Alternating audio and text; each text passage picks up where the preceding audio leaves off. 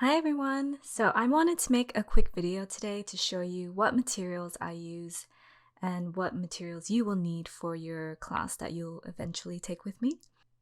And these are the materials I tend to use in my own work, so it's kind of a good staple to have in your arsenal. So let's get started. So first off is your dry media. So our dry media is here, and I love these Polychromos pencils.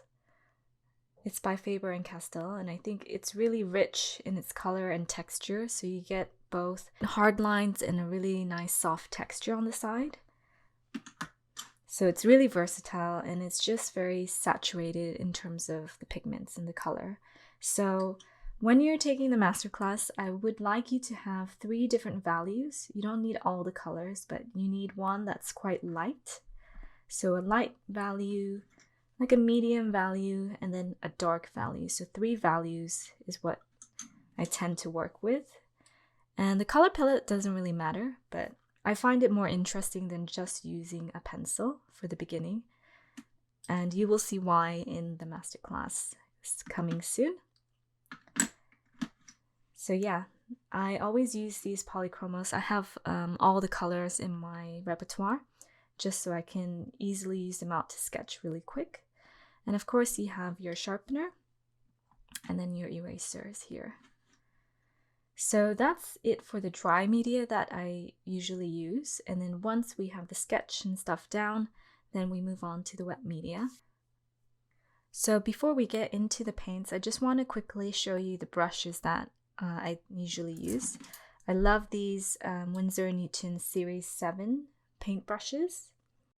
So they're quite expensive, but it's totally worth it because the brush is amazing and you get really nice smooth lines. And I use some cheaper ones and you can really tell the difference. So I recommend having 3 sizes. So this is obviously a 0 or 00, I can't remember. It's probably a 00, it's very thin. And these I'm going to use for lots of details, especially in the eyes or the nose, all the elements. And then this is a size 1. So this actually covers more ground than the 0, which is nice. It's a lot faster. And for shading, I use the number 4 Stable brush. And this is quite nice when you're trying to make big strokes on the face. And of course, this is the next biggest Stable. I'm not sure about the number, but it's probably a 6, I would say. So you can see the difference. It's a little bit thicker. And I use this for shadowing as well. And as you've seen in my demo video, I'm using this Princeton Neptune brush in size 1. And I think this is a squirrel tail.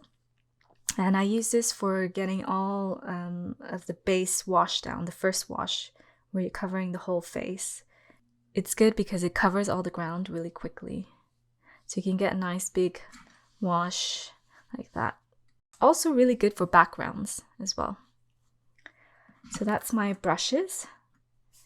And so move on to the next. I use my watercolor here. And it is Winsor & Artist Grade watercolor. I tried using the student grade, and honestly the artist grade, it's worth the investment because the colors are more pigmented and saturated and it's really nice. And as you can see, I use the palette for my gouaches as well. So I use them together.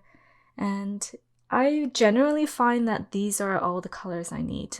You can always mix the colors together. I tend to mix the gouache and the watercolor together because gouache is water-based as well. But this is really good and handy to have in terms of your basic colors. So you can always have this as a go-to base palette. And in addition to the watercolor, I use my Winsor & gouaches. I generally try to keep skin tone colors. So this is a pale rose blush. For darker skin tone, I can mix it with a brown. And of course, gotta have your black and white staple. These are really handy for dark values, and the white gouache is fantastic for covering up mistakes. So I love this. And because I love sparkly things, I have a gold gouache here. And it's by Holbein Artists. It is a little bit pricey, but it's worth it because you have like a nice shiny gold texture to it. I bought this because I was quite obsessed with Klimt and he uses a lot of gold in there. So I tried to incorporate that into my skin tone and makes it nice and sparkly, which I really like. So you can see that, and I have that here in this palette. These are my gouache palettes, and sometimes I put ink on it so it's a bit destroyed.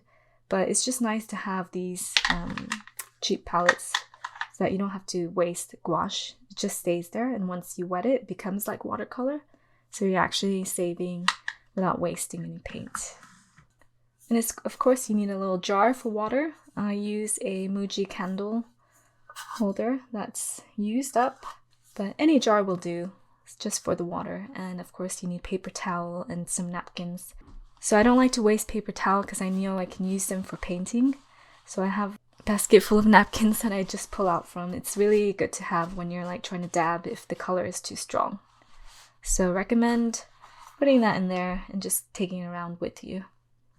So now we can move on to the papers. So after experimenting with lots of different types of paper, I found that I love Arches the most. It's my favorite one. But as you can see, it is a bit pricey. It's $21.80 for 12 sheets, which is quite expensive. But it's so nice because it actually absorbs the water quite well. I always use a hot press because I'm not a massive fan of the textured paper. I like it a bit smoother. So hot press is the smooth one and the cold press is the grainy textured paper. And I think 140 works fine for me in terms of the thickness. So you can see here. It's quite nice. It's not too thin, but not too thick. I'm going to be using these in my demo videos. Alternatively, you can have the fluid watercolor paper here, and this is also hot pressed. It works really well. It takes the water in really nicely, so you can do lots of layers and layers. And what's good about when it comes this way is that it's secured on both sides here so that it doesn't buckle too much. I mean, you have this area that you need to press down, but if you notice when you do watercolor, your paper buckles. It's just you need to secure all the sides.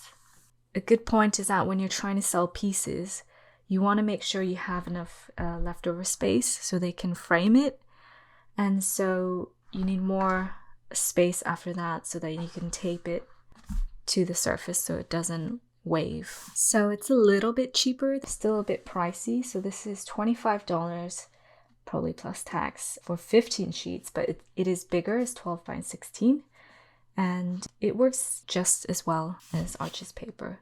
So I recommend these two. It doesn't have to be these two brands in particular, just as long as it's watercolor paper. I do recommend 140. If you go thinner than that, it's not going to probably take the water too well when we do watercolor washes. So yeah, I hope this was helpful, and if you're taking my masterclass, I hope to see you soon. I'm super excited to go through the steps with you and create a final illustration. For those of you who've missed the class, the recording is still available in the link below. Thanks again. See you soon.